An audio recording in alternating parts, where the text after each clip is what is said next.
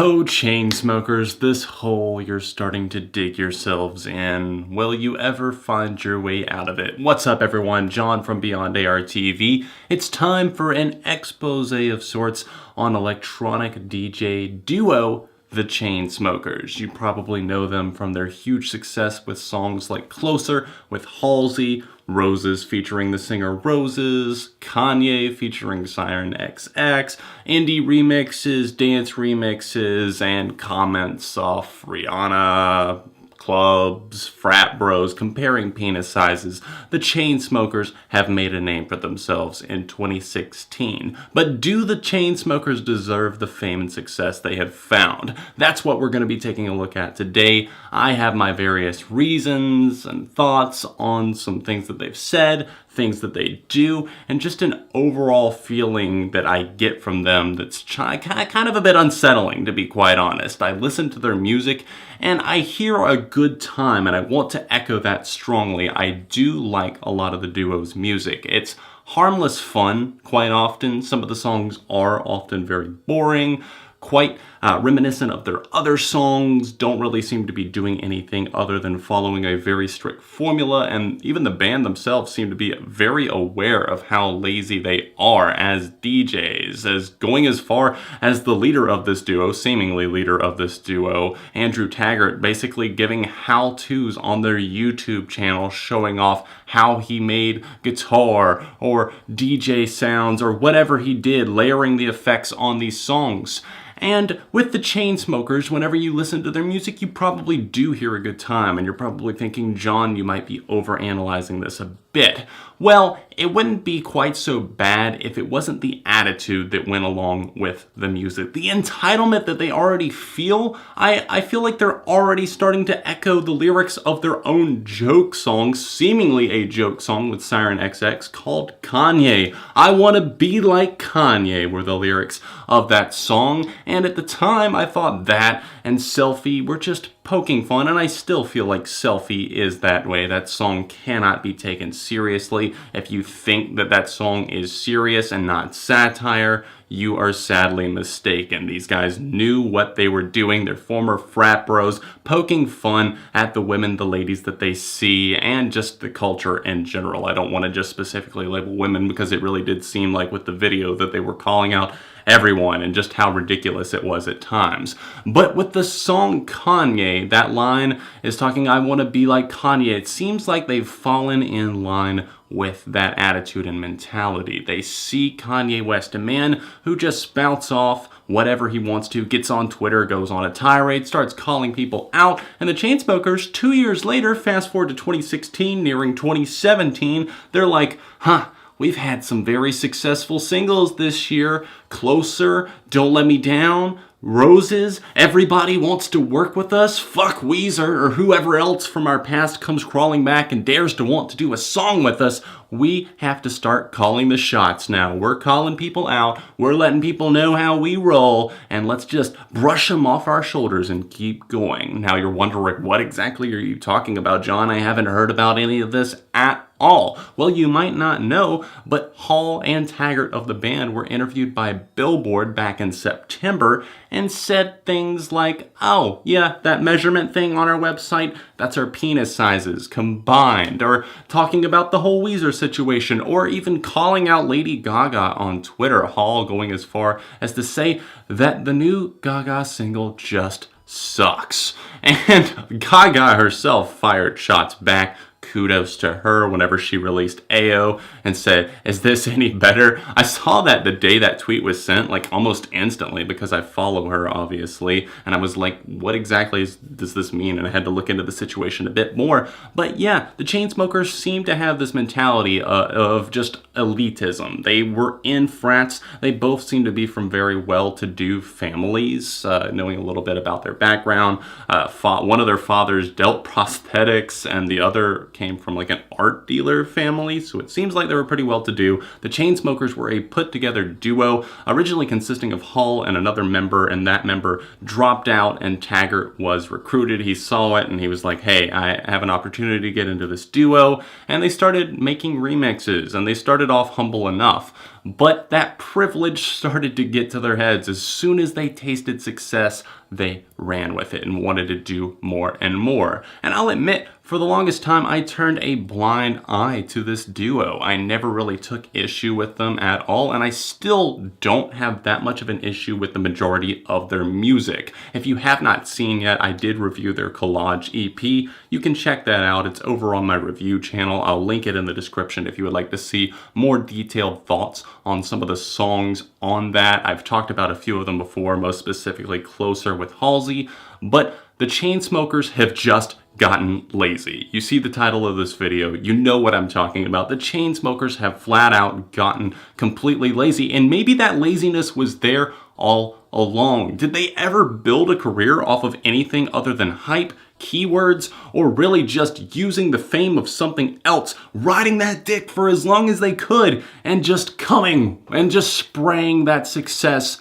everywhere? That first success that they had, that first little orgasm, was Selfie, and they rode that until they could, going on American Idol, taking it to various other places, and then, you know, using keywords like, oh, Selfie was big, let's use another person's fame to get another one of our songs popular.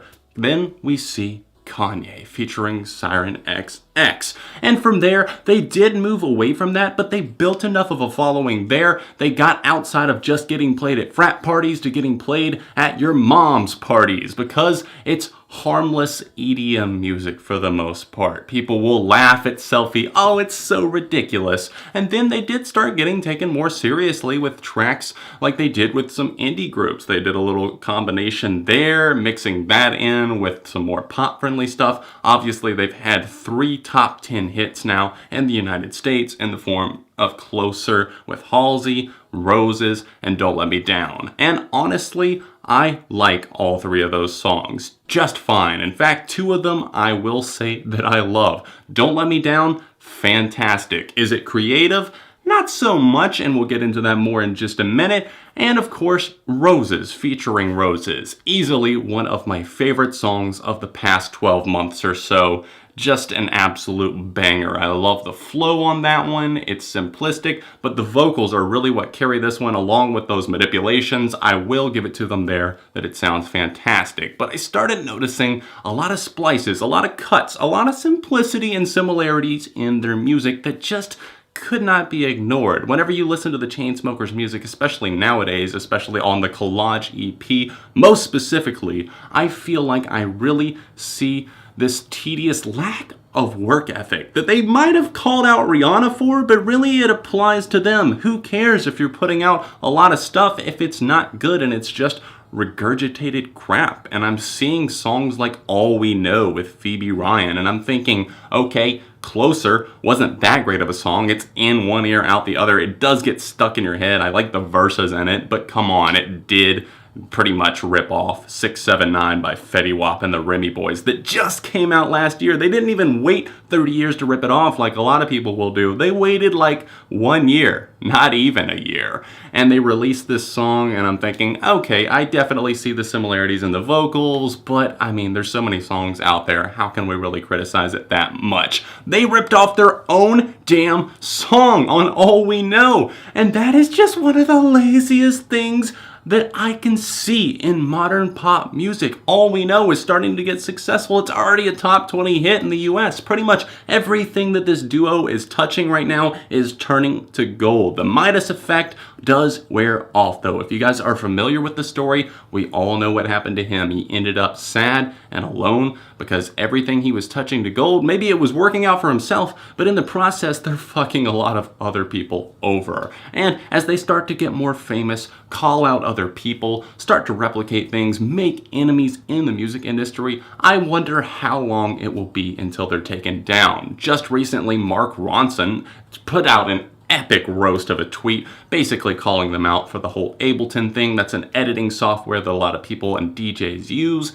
And he said, well, you know, at least I can do something better than just loop the same things over and over again on Ableton. Enjoy it while it lasts. And the Chainsmokers, as far as I've seen, have not responded to this yet. But whenever someone as great as Mark Ronson is calling you out, you know you're doing something wrong. And that calls back to what I was talking about earlier with the band, or the duo, I should say, putting out these tutorials on their YouTube page saying, this is how we do it, this is how we made this one pop, and we see them basically just going in, Taggart most specifically it seems like, giving these lessons like, oh, here's how I made the guitar for Don't Let Me Down featuring Daya. A great song, Daya, I guess I should say. I know I can never pronounce her name right, but it's one of those songs that is catchy. It's extremely well done in the sense that it gets stuck in your head, and I do feel like it's a lot of fun. It does kind of have a hopeless feeling to it, but he's going in and showing, well, basically this is what I did. Instead of going out of my way to really just play around with a lot of stuff, here, I'm just going to drag this preset down, move a few notches right there, and boom, I just recorded this straight into this little device here. I used my guitar, I played it, oh, it sounds flat and boring. Here, I'm just going to drag that preset on there, boom, spiced it up for me. Didn't even have to do anything. Now I go press play at a live show and everybody's rocking out. The Chainsmokers don't sound great live. I've seen performances. I suggest you look up performances just to see what I'm talking about. Did you see Closer at the VMAs? It did not sound good, especially with Taggart as a vocalist. I mean, he sounds trembly on the studio version of Closer, but live, oh man, I understand he's saying other people lip sync, but dude, maybe you should consider it too, because don't get too cocky. Let's just say that. The Chainsmokers, will they stay popular? Will they stay relevant with these attitudes? I don't think so, and I honestly hope not. I see all these producers like DJ Mustard and Hit Boy, other people who have been very famous in the past. Timbaland, for example, is one that was huge during the 2000s. Who is really seeing his name in their production credits other than Justin Timberlake these days?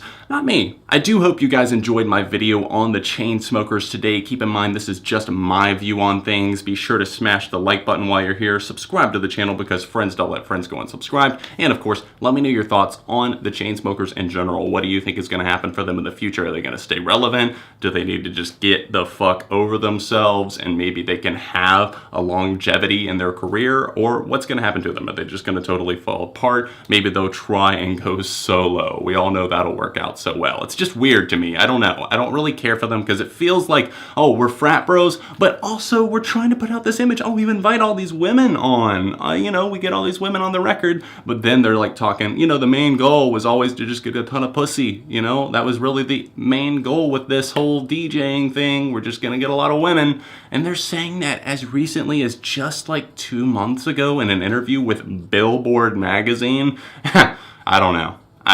And you're supposedly against Trump because he's so horrible to women. I'm not saying that they're horrible to women, but it really just seems like they're very, very open about the fact that they treat women like objects and are just interested in sex mainly. So I'm interested to hear what you guys think, to say the least. Sorry for the long outro. I hope you guys enjoyed this video. Let me know your thoughts on it, of course, down below. And I will see you guys very soon right here on Beyond ARTV. Don't forget to check out the Collage EP review and another recent review. You can click on those directly below me.